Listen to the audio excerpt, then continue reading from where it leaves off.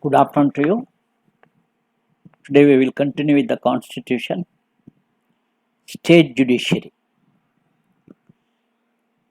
In the last class, we have seen the constitutional provisions relating to the appointment of judges in the High Courts, given in Article 217. Understand? 217. Under which every judge of the High Court is to be appointed by the President. Who is the appointing authority for the High Court judge? President. What article? 217. In appointing the Chief Justice of the High Court, President would consult the Chief Justice of India, Governor of the state, these two people. In appointing the Chief Justice of the High Court, two dignitaries will be consulted by the President. Who are those dignitaries? Chief Justice of India and Governor of the state. However, while appointing the judge of the High Court, other than the Chief Justice, he will also consult the Chief Justice of the High Court. So remember, this is the constitutional position. That is, to appoint a judge of the High Court, three dignitaries are to be consulted. Number one, Chief Justice of India. Number two, Governor of the concerned state. Number three, Chief Justice of the High Court. These three dignitaries will be consulted in appointing a judge of the High Court. And this is the provision in Article 217 of the Constitution. Nevertheless, this provision has undergone lot of changes during the past 70 years in the decisions of in various cases by the Supreme Court. Now, what is in vogue is totally different from what is provided in the Constitution without any support of the legislative enactments. There is no act, there is no constitutional provision. It is governed only by the decision of the apex court. Kindly remember. Now, before going into the details of these cases, we should understand the background and legacy of the difference of opinion between the legislature and the judiciary. Both legislature and the judiciary had a different perceptions regarding appointment of judges in the Supreme Court as well as in the High Court. Understand, in parliamentary form of government, the executive is part of legislature. There is thin difference. In a parliamentary form of government, every minister is a legislator and every legislator is a potential minister.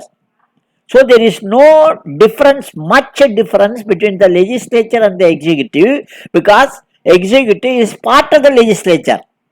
In other words, a party with the phenomenal majority in the parliament, under a powerful prime minister can prove to be more powerful, even more powerful than even the President of USA. In fact, the President of USA is the most powerful executive in the world, in all the written constitution.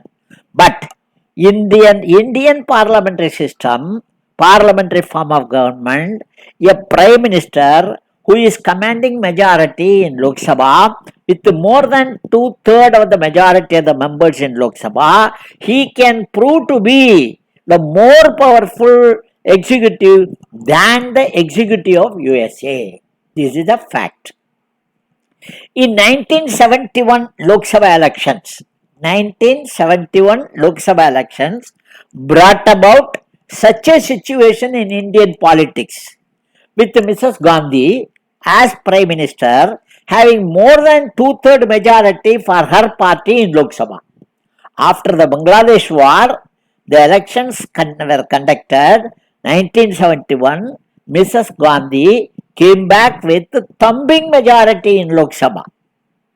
This is the point to be noted. Then we have already discussed the parliament versus judiciary with regard to the amendment of the constitution.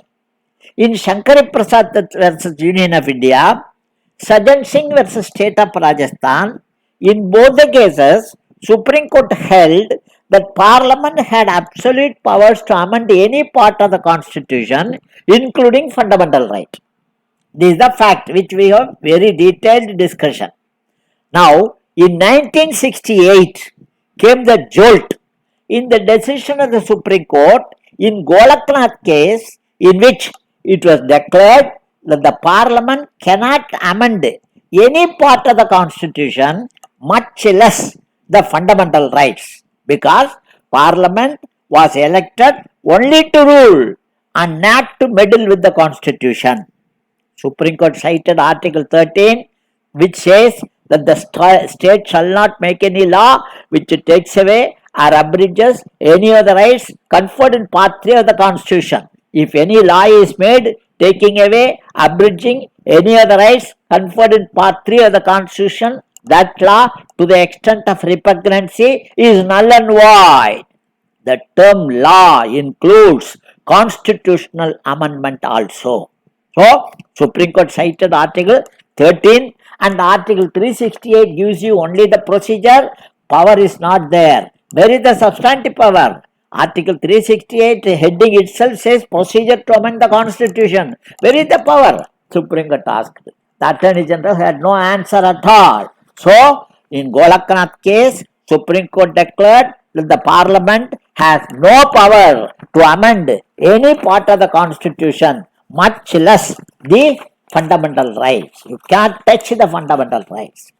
To overcome this problem, Mrs. Indira Gandhi brought out 24th Constitutional Amendment Act 1971, under which, under Article 13 and Article 368 were amended to insulate the constitutional amendments with the judicial immunity. Two provisions were made, both India, Article 13 and Article 38, protecting the constitutional amendments. Now, in the ongoing struggle between the legislature and the executive on the one side and judiciary on the other side, 24th Constitutional Amendment Act 1971 kept the legislature slightly over the judiciary.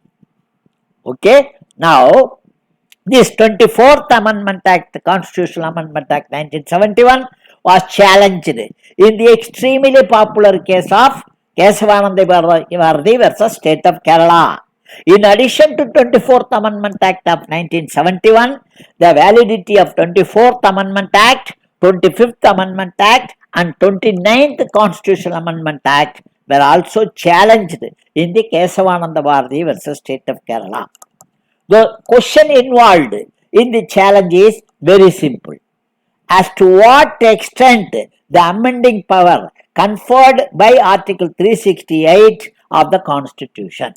That is, what is the extent of amending power to the Parliament conferred by Article 368 of the Constitution. This is the mere simple question posed to the Supreme Court in the challenge by Kesavananda Bharati versus State of Kerala. A special constitutional bench of 13 judges, the largest bench so far, heard this case under the Chief Justice of Sikri. Remember, the main petitioner of the case, His Highness Kesavananda Bharati of Ednir Mutt, recently passed away. Perhaps you know. You should also remember he had lost the case and did not get any relief in the case, in the decision. And also keep in mind that this case is also called fundamental rights case. The 13 judges bench was headed by, as I told you, by Chief Justice Sikri. The decision came on 24th April 1973 and the Chief Justice of India was to retire on 26th April 1973, hardly a day later. This is the background. Now, in this case, Kesavananda Bharati case, Supreme Court propounded what is popularly known as the doctrine of basic structure. It overruled its decision in Golaknath case. And to the great relief of Parliament, Supreme Court upheld the powers of the Parliament to amend any part of the Constitution, including the fundamental rights. In the words of Supreme Court, every provision of the Constitution is essential. Otherwise, it would not have been included in the Constitution. But this does not place every provision on the same footing. The true position is that the result of basic foundation and structure, underline, the basic foundation and structure of the Constitution remains the same. So long it does not affect the basic foundation and basic structure, you can amend any part of the Constitution. Thus came the popular principle of basic structure doctrine. Even though the decision of the Supreme Court was a win-win situation. You can claim legislature as one, you can claim judiciary as one. So it was a balanced, very balanced judgment. Win-win situation both for judiciary and legislature. The government of the day did not digest, did not welcome the restrictions placed on the powers of the Parliament in the name of basic structure. What followed after this landmark judgment on 24th April 1973 was really turning point. You know, the 13 judges which constitute the bench, the decision of basic structure was by a majority of 7:6. That is, 7 judges were in favor of basic structure doctrine, and the minority view of 6 judges was that the amending power under Article 368 was unlimited in support of the government. The leading minority judgment was delivered by Justice A.N. Ray. I told you, Chief Justice Sikri, who delivered the majority judgment supporting the basic structure theory, was to retire hardly one day after the decision, that is on 26th April 1973.